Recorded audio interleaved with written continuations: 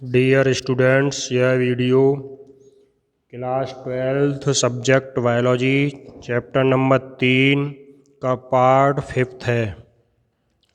इसमें हम बात करेंगे मेंडल के तीसरे नियम के संबंध में।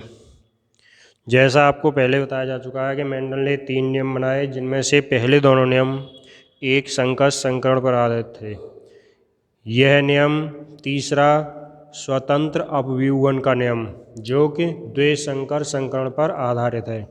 इसलिए इस नियम के अनुसार जब दो जोड़ी विपर्यासी अर्थात विकल्पी लक्षणों वाले पौधों के मध्य संकरण कराते हैं तो ये लक्षण स्वतंत्र रूप से पृथक हो जाते हैं, अर्थात इनका पृथक्करण स्वतंत्र रूप से होता है। तो हम कह सकते हैं कि एक लक्षण की वंशागति दूसरे लक्षण को प्रभावित नहीं करती है, यानी किसी लक्षण की दोनों लक्षणों में से किसी एक लक्षण की वंशागति किसी दूसरे लक्षण पर कोई भी प्रभाव नहीं डालती। इसमें कोई एक लक्षण किसी दूसरे लक्षण के साथ प्रदर्शित हो सकता है, यानी इसमें ये कोई ज़रूरी नहीं है कि कौन सा लक्षण किसके साथ प्रदर्शित होगा। तो कोई भी लक्षण किसी के साथ प्रदर्शित हो सकता है। इससे इसमें हमें 4 प्रकार के संयोजन देखने को मिलते हैं, अर्थात कह सकते हैं हम 4 प्रकार के नए पौधे देखने को मिलते हैं, जो कि 9:3:3:3:1 के अनुपात में होते हैं। जैसे उदाहरण लेते हैं हम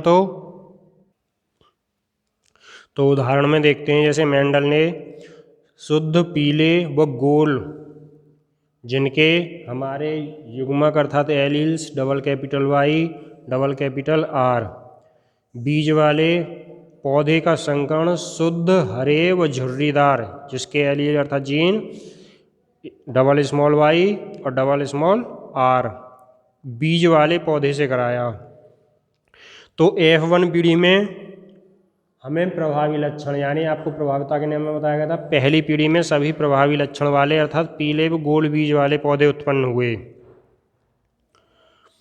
अर्थात हम कह सकते हैं पौधों से पौधे उत्पन्न हुए, कहने का मतलब ये है कि पौधों से पीले व गोल बीज प्राप्त हुए। और F1 पीढ़ी के पौधों में स्वपरागण होने से F2 पीढ़ी में 4 प्रकार के पौधे प्राप्त हुए, अर्थात उनसे 4 प्रकार के बीज प्राप्त हुए जो 9:3:3:1 के अनुपात में थे। जो 4 प्रकार के पौधे थे वो किस प्रकार से थे? उनमें एक पीले गोल बीज वाले पौधे थे, दूसरे पीले व झुर्रीदार बीज वाले थे, यानी गोल के स्थान पर झुर्रीदार आ गया। तीसरे में हरे व गोल अर्थात गोल के साथ हरा रंग जुड़ गया, हरे और गोल बीज वाले थे। और हरे व झुर्रीदार यानी पीले गोल पहले जनक थे, हरे व झुर्रीदार पहले जनक थे, दोनों ये जनक थे। लेकिन इसके साथ 2 नए प्रकार के पौधे और उत्पन्न हो गए कि पीले और झुर्रीदार और हरे व गोल। तो इस तरह से 4 प्रकार के पौधे हमें उत्पन्न हुए। तो इससे निष्कर्ष निकलता है कि आनुवंशिक लक्षण स्वतंत्र होते हैं, यानी किसी के साथ किसी का भी संयोजन हो सकता है।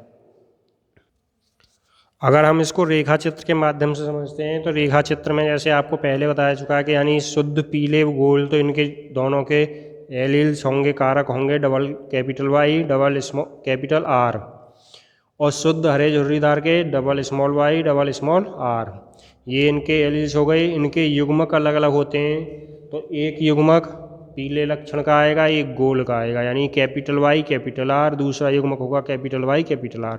इसी तरह से एक इसमें से आएगा रंग का और एक उसकी आकृति का, यानी हरे रंग का Y और इस झुर्रीदार का r। तो एक r एक y, ऐसे r, इस तरह से इन दोनों के युग्मक हुए।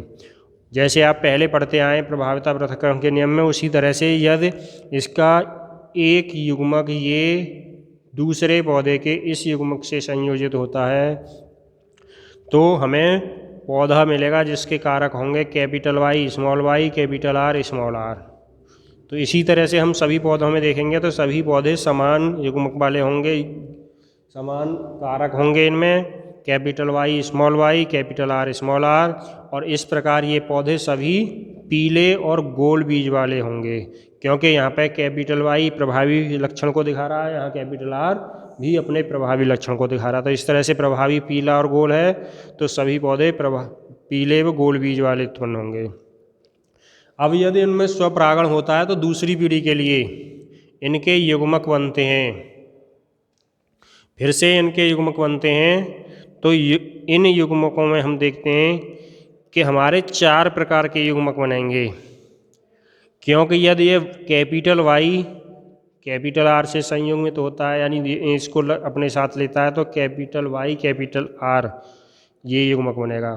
यदि कैपिटल वाई की जगह स्मॉल वाई कैपिटल आर से होता है तो स्मॉल वाई कैपिटल आर होगा। यदि कैपिटल वाई स्मॉल आर से के साथ जुड़ता है तो कैपिटल वाई स्मॉल आर होगा। इसी तरह स्मॉल वाई स्मॉल आर के साथ जुड़ता है तो स्मॉल वाई आर। तो इस तरह से युग्मक होंगे, एक पौधे के युग्मक ये होंगे और एक के ये होंगे। यानी हम इन चारों में से किन्हीं 2 पौधों को ले सकते हैं। हमने ये ले लिए हैं क्योंकि दूरी बन जाएगी हमारा रेखित चित्र बनाने में। तो इस तरह से हमने इन दोनों के युग्मक निकाल लिए। अब इनमें 4 युग्मक मेल हैं और 4 युग्मक फीमेल हैं।